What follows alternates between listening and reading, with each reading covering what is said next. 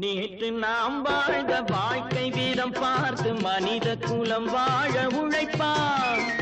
அண்ணன் தம்பியாய் அன்பு கொள்ளவே சின்னஞ்சிறுவரை அழைப்பான். நேற்று நாம் வாழ்ந்த வாழ்க்கை வீதம் பார்த்து மனித குலம் வாழ உழைப்பான். அண்ணன் தம்பியாய் அன்பு கொள்ளவே சின்னஞ்சிறுவரை அழைப்பான்.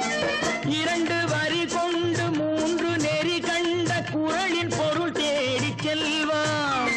நாளை வருகின்ற வாழ்வு நமக்கென்று ஏழை முகம் பார்த்து சொல்வான். ஏழை முகம் பார்த்து சொல்வான்.